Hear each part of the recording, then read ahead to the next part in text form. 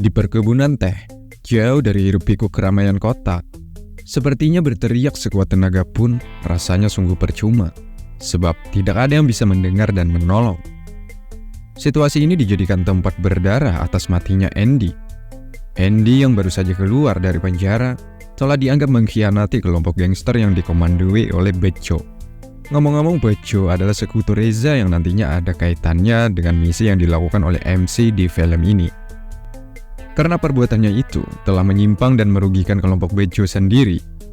Sebagai bayarannya, Andy harus menerima akibatnya, yakni dengan didor tepat mengenai kepala. Dan film pun dimulai.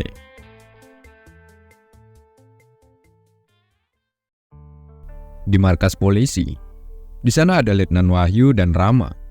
Mereka berdua lagi diinterogasi oleh atasannya yang bernama Bu Nawar.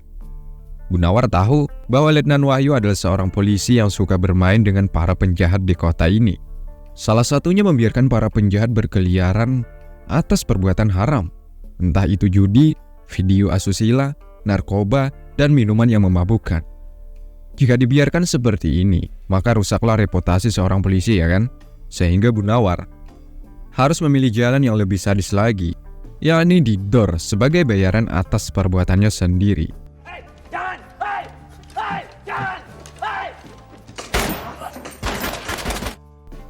Sebenarnya Rama melihat ini merasa kecewa dengan Bu Nawar. Kenapa tidak melalui proses hukum saja? Menurut Bu Nawar, hukuman tidak pantas didapatinya selain kematian. Bu Nawar sudah sangat muak atas tingkah laku polisi yang suka bermain di belakang seperti Letnan Wahyu tadi. Kematian rasanya adalah ganjaran setimpal bagi seorang polisi yang berani bermain di belakang. Setelah kematian Letnan Wahyu, Bu Nawar kemudian menjelaskan kepada Rama bahwa di kota ini masih banyak para mafia yang belum terdeteksi seutuhnya. Ya, walaupun nama-namanya sudah dapat dikantongi, namun Bu Nawar harus mencari informasi lebih dalam lagi tentang seluk-beluk para mafia yang ada di kota ini. Di antaranya, Rama dimintanya menjadi cepu agar proses ini berjalan dengan lancar. Awalnya Rama menolak karena pekerjaan ini sangat berisiko tinggi, mengingat ada anak dan istrinya di rumah. Karena Rama tahu misi ini sama halnya menentang maut, salah dikit nyawa bisa melayang. Namun Bu Nawar memiliki kartu as agar Rama tidak memiliki alasan untuk menolak perintahnya. Yakni atas kematian Andy, kakak kandungnya akibat olah dari mafia di kota ini.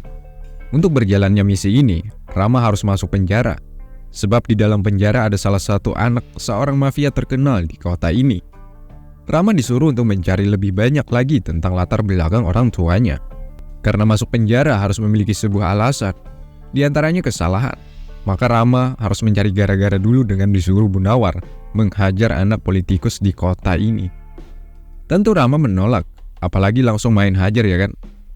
Oke, Rama akan melakukannya, namun ia meminta sebuah alasan agar dapat menghajar anak politikus tadi. Lagi-lagi Bu Nawar mengatakan bahwa kematian Andy juga ada sangkut pautnya dengan keluarga politikus tersebut. Pada akhirnya, Rama sudah berada di dalam penjara dengan memiliki nama samaran, yakni Yuda. Mengganti nama adalah keputusan bijak, sebab tujuannya agar tidak diketahui bahwa dia adalah seorang polisi yang ditugaskan untuk menggali informasi kejahatan di kota ini. Layaknya di sebuah penjara, hukum rimba menjadi pedoman hidup bagi mereka para narapidana. Yang lemah akan tertindas, yang kuat akan menjadi penguasa. Seperti Yuda. Yuda adalah murid baru di lapas ini.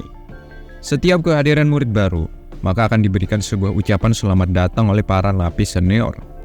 Kejadian ini akan terus-menerus terjadi sampai di mana penjara tidak lagi dihuni oleh orang-orang jahat. Oke, biar enak, kita sebut saja Yuda, coy. Sekalian mengikuti cerita aslinya. Ketika itu, Yuda mendapatkan sambutan hangat dari para napi senior. Kebetulan, mereka ini berasal dari dua aliansi berbeda. Sebenarnya kedua aliansi ini, jalan hidupnya memiliki sisi berlainan. Namun perlu dicatat, mereka akan menjadi satu ketika ada murid baru yang masuk. Seperti yang terjadi saat di sini. Yuda diserang oleh puluhan napi senior. Karena Yuda dibekali kemampuan bela diri di atas rata-rata. Awalnya dapat meredam amukan anggota napi senior, yakni dengan sesekali balas menyerang. Hal ini sudah cukup membuat para napi senior merasakan apa namanya babak belur. Namun, dikarenakan jumlahnya ditambah stamina yang mulai menurun, Yuda harus menerima kenyataan, yakni dengan mendapatkan serangan dari anggota napi senior.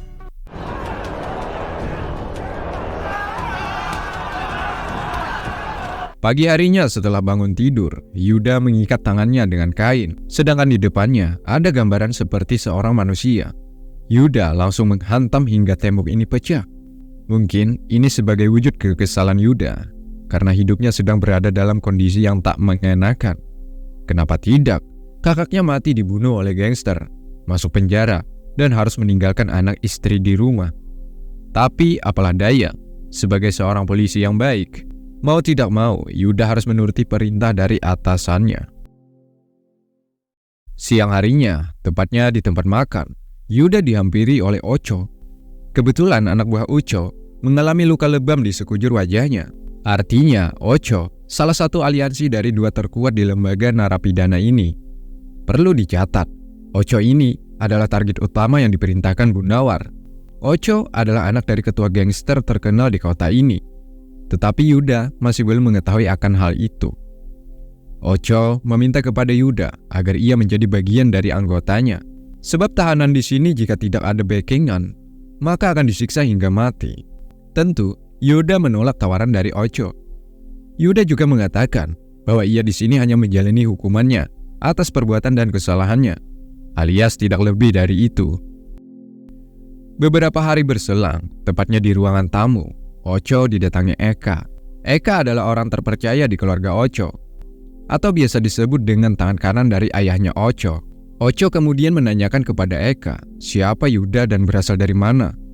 Yang Eka tahu, kasus Yuda atas pengeroyokan dan memiliki keahlian bela diri. Selain itu, Eka tidak tahu lagi. Sementara Yuda didatangi oleh orang yang tak dikenal, tak siapa dan dari mana asal orang ini. Namun orang ini sepertinya sudah tahu rencana Yuda dan apa saja yang terjadi selama berada di penjara. Salah satunya kejadian pengeroyokan yang menimpa dirinya. Orang ini hanya mengatakan kepada Yuda untuk berhati-hati dan semoga berhasil misinya. Selain itu, Yuda juga diberitahukan bahwa Ocho itu adalah anak dari ketua gangster yang dimana tujuan utama Yuda masuk penjara tidak lain tidak bukan hanya untuk menyelidiki latar belakang keluarganya itu. Sehingga mulai sinilah Yuda mau tidak mau akan menerima ajakan Ocho sebelumnya untuk bergabung dengan timnya. Seminggu kemudian, tepatnya di lapangan, di sini Yuda sudah bersama tim Ocho. Ketika itu, Yuda mulai merasakan keanehan terhadap sekelompok orang di sekelilingnya. Ngomong-ngomong, mereka dari aliansi yang tak sejalan dengan aliansi Ocho.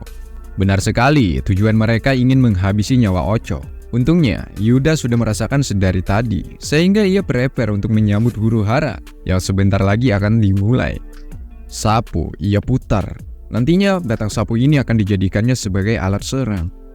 Tak lama kemudian, terjadilah perkelahian antara tim Ocho dan tim lawan, di mana Yuda lagi-lagi harus mengeluarkan kemampuannya untuk mempertahankan diri dan juga menjaga keselamatan Ocho agar tidak mengalami hal yang tak diinginkan. Kebetulan cuaca hujan. Di sini mereka dari 2 tim berbeda berkelahi di atas lumpur. Satu persatu dapat dihajar oleh Yuda. Begitupun Ocho juga dapat menghadapi lawannya. Ternyata Ocho juga jago dalam hal berkelahi. Terlihat dari gerakannya yang mampu menghajar para lawannya. Ketika mereka berkelahi, sirena juga berbunyi menandakan situasi tak kondusif. Para sipir penjara berdatangan untuk melerai perkelahian ini. Tak lupa, para sipir juga terkena serangan dari para napi. Ketika itu Yuda melihat Ocho ingin dibunuh oleh lawannya. Untungnya Yuda dengan cepat bergerak untuk menyelamatkan nyawa Ocho. Dengan ini juga pertarungan antara 2 aliansi berbeda berakhir. Banyak yang mati dan terluka saat kejadian tadi. Dan tak lupa, Ocho berhutang budi terhadap Yuda. Tentu, Ocho tak akan melupakan kejadian barusan. 2 tahun kemudian, Yuda akhirnya bebas. Sampai sini ia masih tak percaya hukuman yang ia jalani ternyata tak sesuai dengan ucapan Bu Nawar. Yuda merasakan ia telah dipermainkan, tapi apalah daya. Yuda polisi yang baik akan selalu menuruti apapun yang diperintahkan oleh atasannya. Saat di sini Yuda membuang alat penyadap karena ia tahu Ocho telah menjemputnya di luar untuk melanjutkan hubungan yang mereka jalin. Yuda nantinya akan diikutsertakan dalam tim geng yang diketuai oleh ayahnya Ocho. Layaknya adik dan kakak, Ocho menyambut hangat atas bebasnya Yuda ini. Sementara itu markas gangster Kapak yang dipimpin oleh Bangun. Dia adalah ayahnya Ocho, sekaligus pemimpin gangster yang memiliki kekuasaan di kota ini. Ketika itu, ia sedang bercengkrama dengan orang-orang Jepang. Mereka membahas bisnis yang sudah mereka dirikan sejak lama. Tentu bisnis mereka kebanyakannya mengarah ke hal negatif. Selang orang Jepang ini ingin pulang, Yuda dan Ocho juga datang. Tentunya Yuda diperkenalkan kepada Bangun ayahnya. Bangun juga sudah mengetahui tentang peran Yuda terhadap anaknya ketika di lapas. Tanpa adanya Yuda, mungkin anaknya sudah menjadi debu. Untungnya, kehadiran Yuda selama menjalani proses tahanan, anaknya Ocho selangkah lebih aman. Sebagai ucapan terima kasih ayahnya kepada Yuda, Yuda direkrut dan menjadi bagian penting dalam tim ini. Namun sebelumnya, karena Yuda dianggap manusia misterius yang berasal dari antah berantah, maka Bangun meminta ia untuk melepas semua pakaiannya. Eka kemudian memeriksa di setiap jahitan yang ada di pakaian Yuda. Dengan rasa kekhawatiran, Yuda berharap agar Eka tidak menemukan benda mencurigakan di pakaiannya. Tentunya Yuda dinyatakan aman, sehingga ia mulai saat ini sudah sah menjadi bagian dari tim geng kapak. Layaknya orang yang begitu dihormati, Yuda juga diberikan fasilitas yang luar biasa. Tapi ingat, Eka mengancam jika Yuda nantinya tidak amanah menjalankan tugas tim ini, atau secara bahasa kasarnya mengkhianati geng kapak, maka ganjarannya adalah sebuah kematian. Sebelum pergi, Eka sempat berpesan bahwa mereka berdua berasal dari tempat yang sama, dan semoga Yuda tidak seperti dirinya. Kata ini menjadi sebuah tanda tanya, dan jawabannya cepat atau lambat, Yuda akan tahu tentang arti ucapan Eka barusan. Ketika disinilah, saat keadaan terasa aman bagi Rama alias Yuda, ia mengambil SIM card yang ia sembunyikan di dalam mulut untuk menghubungi Bu Nawar. Gila sih, Rama merasa ia dijebak oleh Bu Nawar, sehingga sedikit banyaknya Rama marah kepada Bu Nawar ini. Karena yang dilakukan Rama ini menyangkut tentang nyawa, salah sedikit, bisa ia yang akan dibunuh oleh Bangun. Rama meminta kepada Bu Nawar untuk tidak mengikuti terlalu dekat lagi terhadapnya. Sebab jika itu terjadi, pastinya Rama akan ketahuan bahwa ia adalah seorang intelijen. Setelah menelpon Bu Nawar, Rama juga menelpon istrinya sebagai rasa rindunya. Rama meminta kepada istrinya agar tetap sabar menunggunya, sebab misinya ini belum selesai sepenuhnya. Sebagai istri yang setia, ia hanya bisa mendoakan dan menunggu kedatangan suaminya lagi, agar dapat menjalani hidup normal seperti mana semestinya. Singkatnya, hari ini adalah hari pertama Yuda mengikuti misi dari geng kapak. Ada Eka, Ocho, Yuda, dan beberapa bawahannya. Ketika itu mereka mendatangi markas produksi film bokeh ilegal ke Ika. Selama bertahun-tahun, tempat ini dijaga oleh keluarga Bangun. Sehingga selama ini juga, tempat ini tetap aman dari polisi. Namun Ocho sudah tahu bahwa Topan, pemilik tempat ini, sedang bermain di belakangnya. Selain memperjualbelikan video shoot, diam-diam Topan juga menjual narkoba di kawasan yang dikuasai oleh Bangun. Ocho sebenarnya tak mempermasalahkan hal ini, asalkan Topan membayar 2 kali lipat dari bayaran sebelumnya. Setiap bulannya, Topan harus membayar 100 juta agar bisnisnya tetap aman. Topan yang memiliki daya pikir pebisnis, tentunya ia menolak. Mana mau ia membayar sebanyak itu? Sehingga Topan mengelak bahwa ia tidak pernah bermain di belakang dari keluarga Bangun. Ocho meminta kepada Topan agar tidak ada lagi sandiwara di sini, karena kita tahu dari kedua belah pihak sama-sama melakukan bisnis. Yuda yang melihat dari bayangan air bahwa anak buah Topan sedang memeragakan gerakan mencurigakan. Benar sekali, di mana anak buah Topan sedang ingin mengambil senjata ABS. Untungnya, dengan refleksinya, Yuda dapat menggagalkan rencana lawannya, sehingga perkelahian pun tak bisa dilerai lagi. Karena memiliki anggota yang rata-rata jago berkelahi, tentunya geng kapak sedikit lebih diunggulkan. Hal itu dibuktikan ketika di lapangan. Semua anak buah Topan mati. Dan tak luput, Topan juga menjadi bulan-bulanan akan keganasan Yuda. Walaupun Topan mencoba untuk lari, namun naas, nyawanya tak dapat tertolong. Ia harus menerima kenyataan, yakni mati di tangan Yuda. Singkatnya, ada Bangun merasa bangga atas kinerja anak-anaknya ini. Ia menganggap Topan seperti duri dalam daging yang harus dimusnahkan.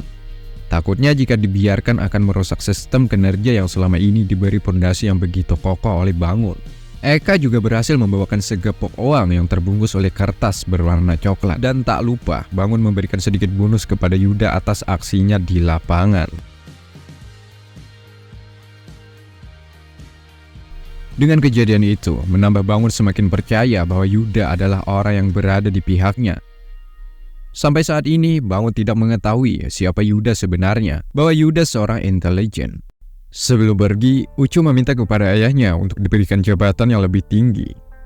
Karena menurutnya selama Ucu menjalankan tugas selalu berhasil. Sudah selayaknya Ucu menggantikan posisi ayahnya sebagai ketua geng kapak. Namun Bangun menyuruh Ucu untuk tetap sabar. Cepat atau lambat, Ucu akan mendapatkan posisi sebagai ketua geng. Di sini Ucu merasa tidak dihargai, terlihat dari raut wajahnya. Ucu menganggap ayahnya sudah tidak layak memimpin geng ini. Sebab Ucu tahu, selama ini ayahnya berada di bawah bayang-bayang dari orang-orang Jepang. Ayahnya saat ini tak segarang ayahnya ketika awal-awal geng ini terbentuk. Namun apalah daya, Ucu tidak dapat mengkudeta kedudukan ayahnya sebagai pemimpin. Tapi ingat, Ucu memiliki sifat seperti sang kuning.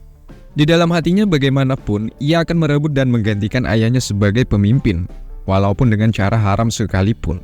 Malam harinya di tempat karaoke, ada Ucu dan Yuda sedang ditemani oleh dua gadis cantik.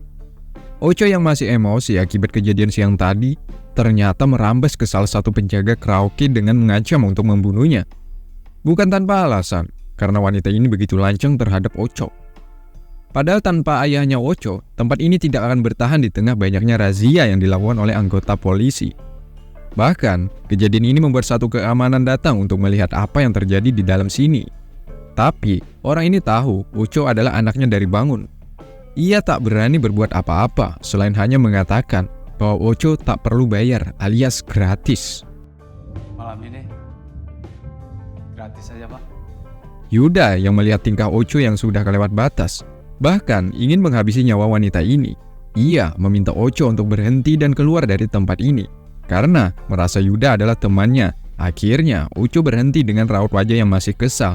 Tak lama kemudian, Ucu mendapatkan telepon dari seseorang. Ketika disinilah, Yuda menaruh pelacak dan penyadap suara di dalam dompet Ucu, agar kedepannya dapat mengetahui sedang di mana Ucu berada. Siang harinya, ada Bangun, Yuda, dan anggota lainnya. Disinilah tempat korban keganasan dari geng kapak. Sudah ratusan mayat yang ditenggelamkan mereka. Semua yang mati akibat berani bermain di belakang Bangun. Begitupun Yuda, ia juga diancam. Jangan pernah sesekali mengkhianatinya. Bukan hanya Yuda, Ucu anaknya sendiri pun jika membangkang atas kepemimpinannya, maka juga akan bernasib sama.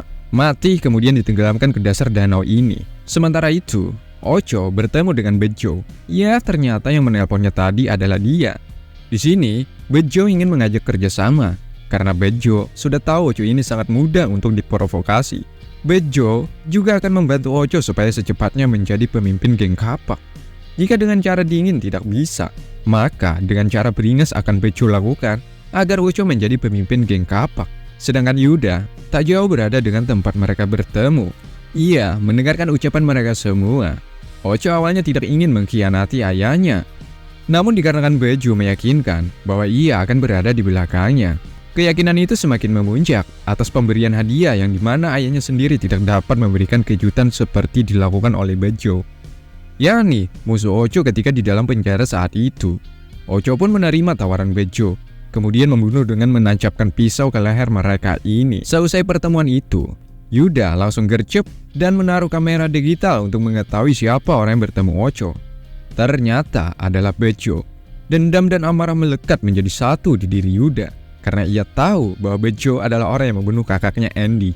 Tapi malam ini belum saatnya untuk membalaskan dendam atas kematian kakaknya itu. Ia hanya menunggu waktu yang pas untuk membayar semuanya. Sementara itu ada Bangun memberikan uang kepada, ya sebut saja namanya Tarjo. Dia adalah pembunuh bayaran.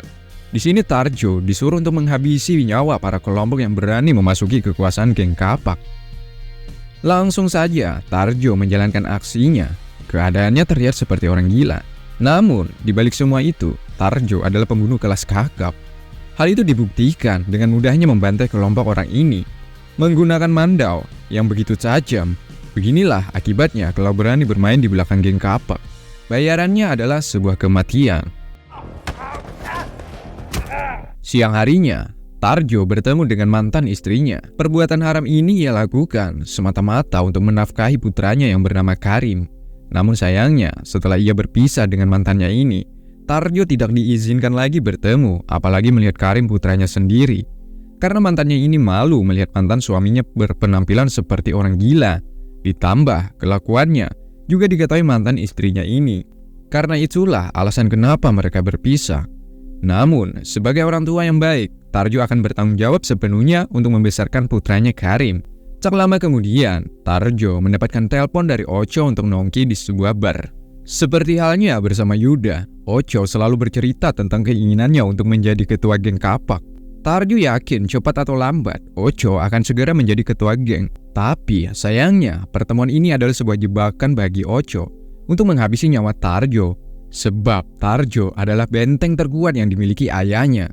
Di mana ketika itu Ocho memberikan secangkir minuman agar ke depannya Tarjo kehilangan kendali.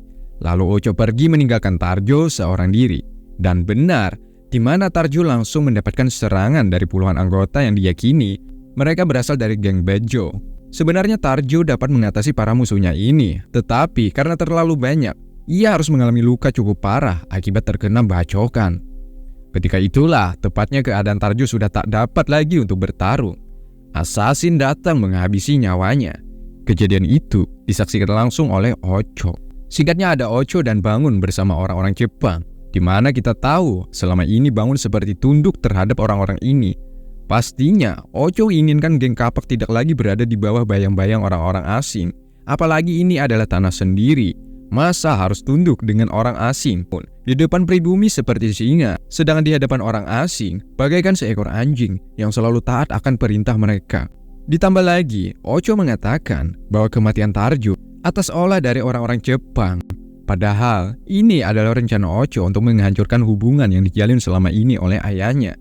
Ini semua yang dilakukan Ocho semata-mata karena inginkan jabatan untuk menjadi ketua geng, agar kedepannya tidak ada lagi yang dapat memperbudak geng kapak seperti saat ini. Ternyata, keinginan Ocho membuat ayahnya malu, apalagi di hadapan orang Jepang. Sehingga ia meminta maaf kepada mereka dan segera pergi untuk kembali ke rumah. Sedangkan Yuda dikejar oleh polisi.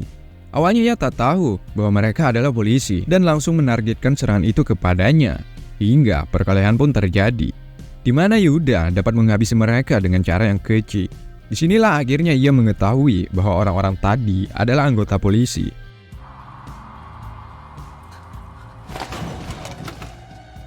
Dengan keadaan sedikit terluka akibat perkelahian tadi, Yuda langsung menghubungi Bunawar. Kenapa bisa jadi begini? Bunawar pun menjelaskan bahwa ini bukan perintahnya, melainkan ia meyakini sebagian para polisi juga bermain di belakang, yakni dengan bergabung bersama anggota geng untuk mendapatkan cuan lebih banyak. Sepulangnya, Ocho babak belur dihajar oleh ayahnya karena sudah membuat malu. Namun sebelumnya, Ocho sudah memberikan syarat lampu hijau untuk menghabisi orang-orang penting di kelompok ayahnya. Ada si kacamata hitam, sebut saja namanya Ayu, dan si pemain baseball namanya Uya. Mereka menghabisi semuanya sebelum benar-benar sampai ke kantor tempat keberadaan Bangun. Sementara Eka yang melihat kejadian ini langsung menghubungi Yuda untuk segera datang karena Bangun mulai kehilangan kendali. Tapi sebelum Yuda datang, Bejola yang datang duluan bersama assassin dan anak buah lainnya.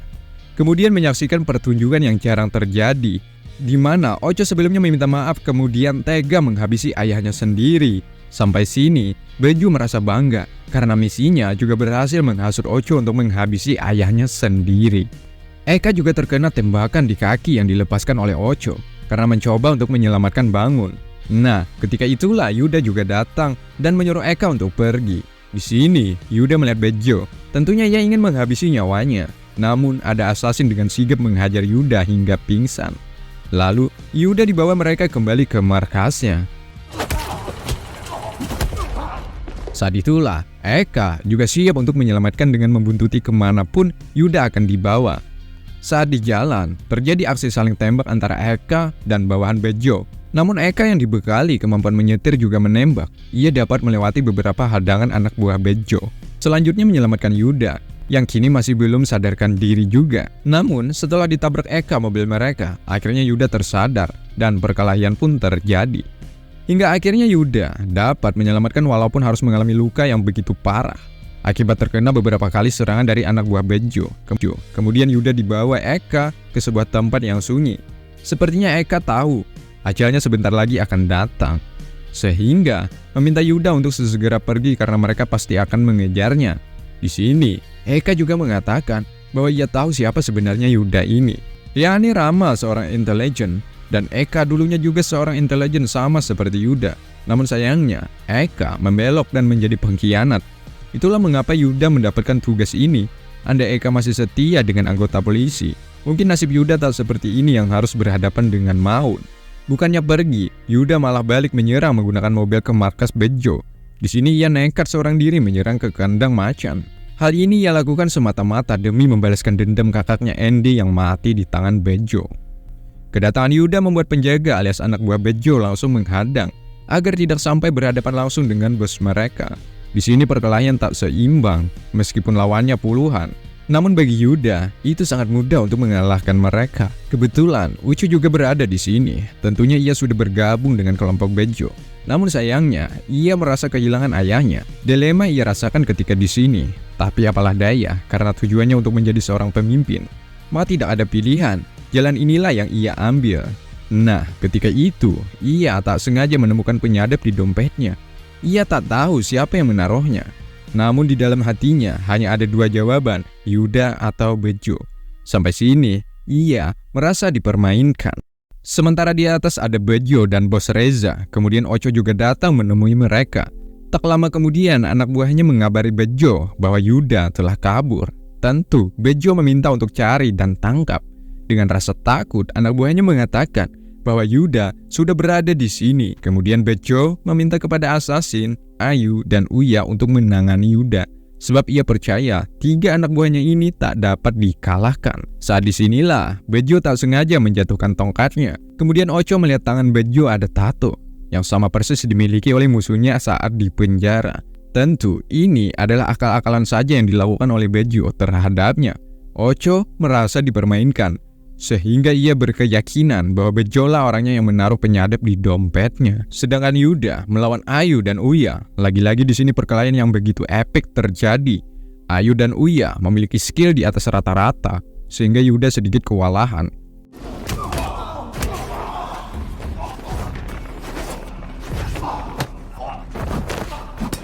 Setelah cukup lama bertarung, Ayu dapat ia kalahkan. Kemudian disusul dengan Uya dengan mati yang mengenaskan. Selanjutnya ada assassin. Assassin memiliki kemampuan bela diri yang bisa dikatakan lebih unggul ketimbang Yuda. Namun Yuda memiliki satu keunggulan, yakni tingkat kesabaran.